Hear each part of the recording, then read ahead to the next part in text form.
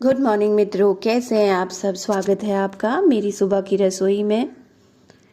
आपके सामने दो बर्तन हैं और आप देख रहे हैं कि उसमें एक में चावल और एक में एक दाल रखी हुई है। ये उड़द की दाल है। तो आज आप जान ही गए होंगे कि हम क्या बनाने जा रहे हैं। जी हाँ, मैंने दाल और चावल दोनों धो लिए हैं। तो आज बनने जा रहा है हमारे घर में इडली। मित्रों, मैंने धोकर दाल और चावल रख लिया था। अब मैं उसे पूरे 6 से 8 घंटे के लिए भिगोने छोड़ रही थी। इन दोनों का एस्टिमेशन है कि आपको दाल को चावल से 1/3 लेना है। अगर आपके पास 3 कटोरे चावल हैं तो आपको 1 कटोरा दाल लेनी है। आप देख सकते हैं कि मैंने दाल और चावल जो भिगाया हुआ था उसे धोकर अब पीसना शुरू कर दिया है। मैंने चावल पीस लिया था और अब मैं शुरू हो गई थी दाल पीसने के लिए। तो आप लोगों को भी इन दोनों को पीस लेना है। और आप देख सकते हैं दाल और चावल के पीसने के बाद जब मैं इसे निकाल रही थी तो सबसे ज़रूरी काम यही है। दाल और चावल 6 से 7 घंटा भिगे हुए होने चाहिए और जब हम इसे ग्राइंड कर लें और एक बर्तन में रख लें। और उसके बाद एक ज़रूरी काम है कि इडली बनाने के लिए हमें सबसे ज़्यादा इसे 10 से 5 मिनट के लिए फीटते रहना है। ये फ्लफ़ी हो जाता है, हमें समझ में आ जाता है कि अब इसे हमें छोड़ देना चाहिए। तो ये प्रक्रिया आपको कम से कम 10 मिनट या 15 मिनट के लिए करनी है। मैंने भी इसे 10 मिनट के लिए घुमा लिया था। मेरा पूरा बैटर जो तैयार हुआ था इडली का वो बहुत अच्छे से तैयार हो गया था, बहुत फ्लफ़ी हो गया था। इसलिए मैंने उसे पूरी रात के लिए छोड़ दिया। इसे पूरी रात छोड़ दिया जाता है, ये फूल जाता है। इसलिए मैंने एक थाली इसके नीचे भी रख ली। वैसे मेरे पास जो बैटर है वो इतना नहीं है कि मेरे बर्तन से बाहर निकल जाए। तो सुबह मैंने देखा तो आप देख सकते हैं ये फूल गया है। ये बहुत कम था, अब ये आधा बर्तन पूरा भर चुका है। मैंने जल्दी से इसके घुमाया।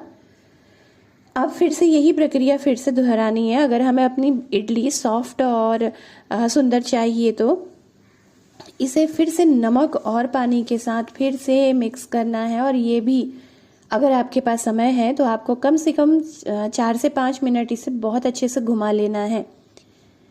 इसका जो गाढ़ापन है थोड़ा कम हो जाएगा और ये फिर से उसी चावल और दाल के उस मिश्रण की तरह हो जाएगा जो आपने स्टार्टिंग में किया था।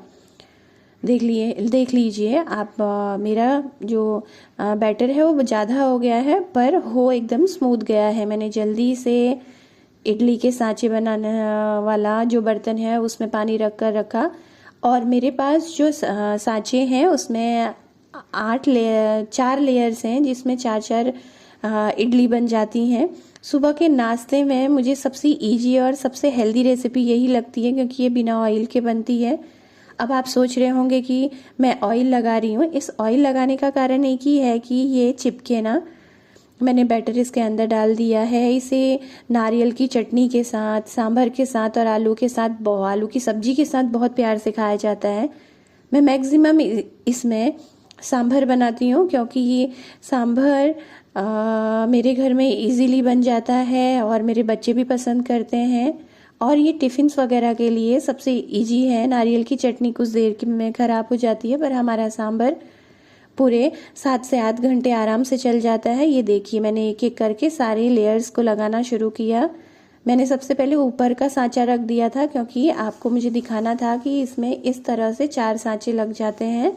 तो देखिए, अब मैंने इसे बंद कर लिया है और बंद करने के बाद आप देख सकते हैं मैं इसे चढ़ा दूंगी गैस पर और इसे कम से कम 15 मिनट आपको पका लेना है। मेरा कुकर साथ में चल रहा था क्योंकि मेरा सांभर इसमें बन रहा था। मुझे मित्रों आप बताइएगा कि क्या आपको भी मुझसे मेरे सांभर की रेसिपी सीखनी है, मुझे कमेंट करके बताइएगा। आप देख सकते थे कि मेरी सारी इडलियों के सांचे एकदम बहुत मस्त तरीके से पक गए थे।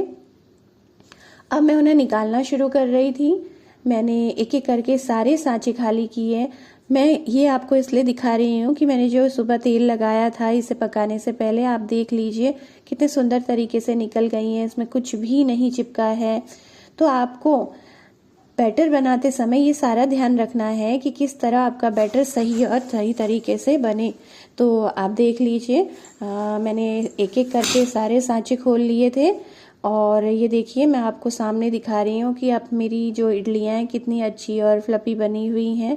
ये देख लीजिए सारी इडलियाँ मैंने निकाल ली हैं और आप इसे बहुत प्यार से, बहुत सुंदर तरीके से अपने घर में सर्व कर सकते हैं। मैंने अपना टिफ़िन तैयार कर लिया था।